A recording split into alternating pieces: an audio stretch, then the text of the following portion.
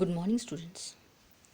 I am Mrs. Sujata Thakur with English video of Standard 8th. Children, we all know due to the pandemic of COVID 19, certain activities or certain chapters from your unit, from your textbook, are reduced for this year. One of them is lesson number 1.4, but from this lesson number 1.4 we have certain activities which we have to do it. The lesson is now of course not in your course, but you have a few activities from page number 16, 21 and 22 which we have to do it. So I am here to discuss with all those activities. Let us begin with page number 16.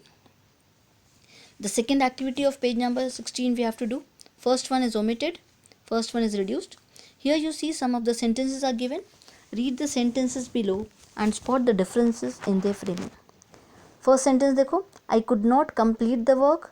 Second उसी का type दिया है, I fail to complete the work. दोनों भी sentences के meaning same है.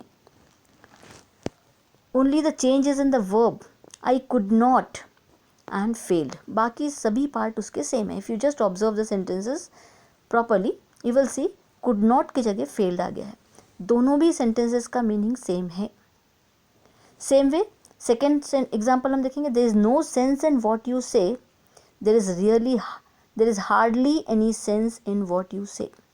no sense के बदले hardly any sense यूज़ किया हुआ है. मीनिंग दोनों सेंटेंसेस का फिर से सेम है. एक में हमने नो वर्ड यूज़ करके अपना सेंटेंस बनाए हैं और दूसरे इसमें नो वर्ड को हटा दिया गया है. Third example, he said he wouldn't go. Wouldn't not का शॉर्ट फॉर्म है वुड नॉट. वुड नॉट के बदले he refuse to go. Refuse word use किया हुआ है.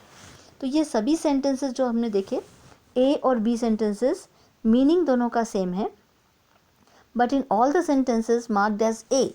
जो भी यहाँ पर ए वाले जो सेंटेंसेस हैं हमारे, ये जब सेंटेंसेस जो हैं इसमें पॉजिटिव वर्ड्स यूज़ किए हुए हैं, सॉरी नेगेटिव वर्ड्स यूज़ किए हुए हैं, whereas in the B sentences जो हैं उसमें पॉजिटिव वर्ड्स, मीनिंग दोनों का सेम है. नेगेटिव वर्ड्स में नेवर, नो, नीदर, नॉट, ये सारे वर्ड्स यूज़ होते हैं. यहाँ पर लिस्ट दी हुई है. No, never, neither, nor, not, cannot, don't, isn't, nothing, ये सारे वर्ड्स जो हैं नेगेटिव वर्ड्स हैं. और जब हम ये वर्ड्स को सेंटेंसेस में यूज़ करते हैं then those sentences are called as negative sentences. If a sentence is not having a negative word, अगर किसी सेंटेंस में नेगेटिव वर्ड नहीं है, जैसे कि यहाँ पर हम देख रहे हैं ए वाले जो बी वाले जो सेंटेंसेस उसमें नेगेटिव वर्ड्स नहीं हैं, तो ऐसे सेंटेंसेस को जिसमें नेगेटिव वर्ड नहीं रहता है they are called as affirmative sentences.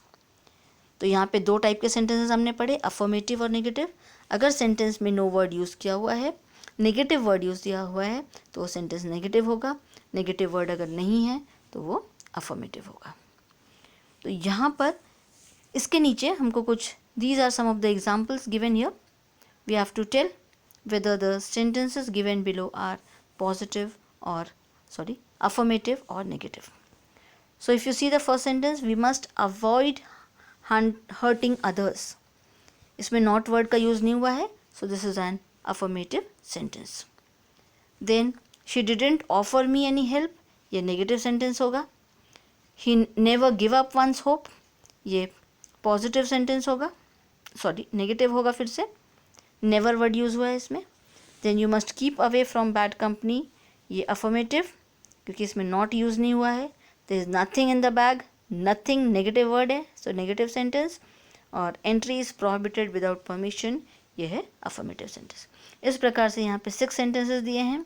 First sentence is affirmative, second is negative, third negative, fourth is affirmative, fifth is negative and sixth is affirmative.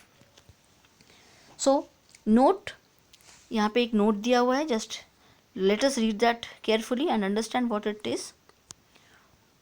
While interchanging, just see this point, note, while interchanging negative and affirmative sentences the meaning and tense must not change. दोनों चीज़ें change नहीं होनी है इसमें, ना sentence का meaning change होना चाहिए ना ही उसका tense.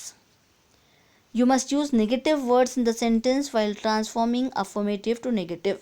जब हमें affirmative से negative sentence बनाना है, यानी कि जब negative words हम यूज़ करेंगे तो हमारा sentence negative बनेगा.